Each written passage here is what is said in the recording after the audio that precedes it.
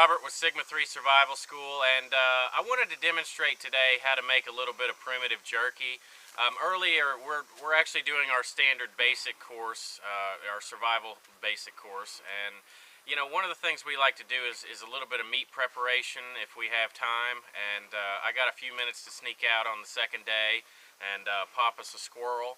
And basically what we did was we case skinned him, and we saved his hide. We're gonna do a little bit of rawhide cordage out of it. That'll be we're not gonna do that in this video, but basically what we've got is a squirrel, and we're gonna prepare it and basically cut it into thin strips. And we've got a tripod prepared up the hill at our camp, and once we cut it, we're gonna hang it over the tripod, dry it out, and smoke it a little bit for some flavoring, and we're also going to add some different plants to give it a little bit of taste. So throughout this process, there's a lot of reasons that you would want to make primitive jerky. One being that obviously you don't have a refrigerator in the wild, so you're going to want to preserve anything and everything that you catch that you're not immediately eating. So making jerky is one of the simplest ways to do these things, and it has a lot of uses. Alright, so we've got our meat cut up into, fine strips. It's real important that the smaller that you can slice the meat, the quicker it will actually dry. You can do larger chunks of meat, but you take the risk that, portions of it might become rancid or they won't dry thoroughly. The main purpose behind this is obviously preservation of your meat source. Optimally, unless you have extras or leftovers of something, you're not going to want to use this method unless you're going to be traveling a lot and you're not going to have time to hunt and gather food. This is specifically something for longer term food storage. You can make pemmican out of jerky, and pemmican has actually been known to be preserved for very, very long amounts of time. I've heard of them actually unearthing caches of pemmican that were up to 400 years old, and it was actually still edible. So, drying your meat is a really good way to preserve it in the wilderness. Basically what I did is we just threw together a small tripod here and just lashed it at the top. And this is some small cuts of the readily accessible meat off of the squirrel. And then we've got some extras, stuff that is a little bit more difficult to get off. And what we'll do is take this and throw it into some kind of survival stew. So that we can cook all the nutrients out of the meat that's left over that we couldn't get for the jerky. Stew's something that you're going to be using on a lot. That's going to be one of the primary ways to cook, because you're not only getting all the nutrients into the broth, you're also hydrating yourself at the same time. So everything in survival needs to be about redundancy, doing more than one thing at once. So I'm going to let this set. It's important, this fire is actually a little bit hot right now. We just got it started, but you want to get it to where it's just smoking. You don't actually want to cook the meat. If you cook the meat, then it can become rancid, and you're looking at bacteria and all kinds of other things. So get your fire to just a low roll to where it's just putting out some smoke, because you're trying to dry, not cook, and you want to have some exposure to sunlight, and you also want to put it in a breezy spot. If you've got an open field or something like that, that's really optimal. But we're going to give this a few days to dry. I'm also going to try to go out and procure another squirrel and potentially show you another method to dry the squirrel whole that's a lot simpler and conserves a little bit more of the meat. I'm not making any promises on that, but we'll see what we can do. Alright, so I said I promised that I would try to get us another way that we could dry the meat out. So I went out last night, or right before dark, and took another squirrel, a little red squirrel, and went ahead and cleaned him up. And it's a really neat method to use when you can just dry the animal completely whole. You don't necessarily have to cut small strips off of it, because you can actually reconstitute the entire animal.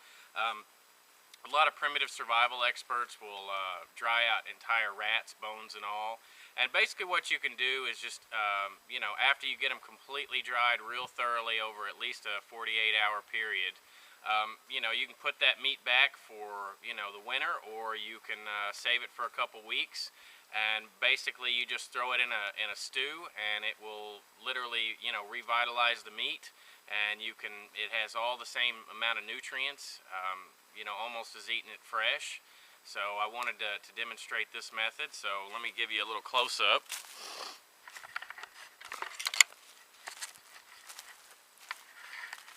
So basically all we did was we skinned the squirrel and threw him on there whole. And let's say that you had a rat instead of a squirrel. All you would do is basically put a stick in between its rib cage and its legs in order to flare it out. It's not necessary for this animal. He's pretty wide open as it is, but sometimes rats' ribs cage will close back together, so you need to prop them out so that they get proper air.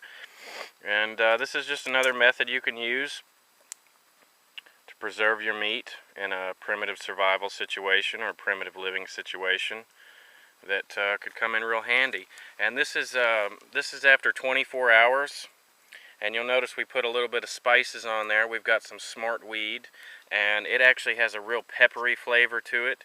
So it's going to have a little bit of a kick, kind of like peppered beef jerky. And those are pretty much ready after 24 hours. But we're going to give them at least another day before we bite into them. So anyways, we'll check back in another 24 hours and show you our results. Alright, one of the things I wanted to mention that I forgot to mention earlier is that once you have your entire squirrel, and you've set him out to dry, you want to make sure that the larger meat areas have a chance to get air exposure. So what I do is I'll just make incisions where the heavier meat areas are in order to get more air exposure, because the more air exposure we can get, the better. I'll make slices back here. I'll make them along the back strap area. You'll notice right there and on both sides, and especially around the front arms, because these areas under here, it's going to be difficult for the smoke and the air to get to them. So make sure that you get in there and try to ventilate that with your knife a little bit, so that you don't get portions of the meat that don't get properly dried, and they might have bacteria and things like that in them. And once this thing's completely dried, we can reconstitute him and throw him in stew or whatever we want to use him for. Eat him whole. You can even powderize these. You can dry them out extremely heavily, and then take them in rub them in a rock, just like you can make pemmican or something like that. So we're going to set this back over the smoker and give him at least, I'm going to say probably another 36 hours, maybe even 48. So, alright, so we've let our primitive jerky set up and dry for approximately 48 hours, maybe a little bit longer for some of the other pieces.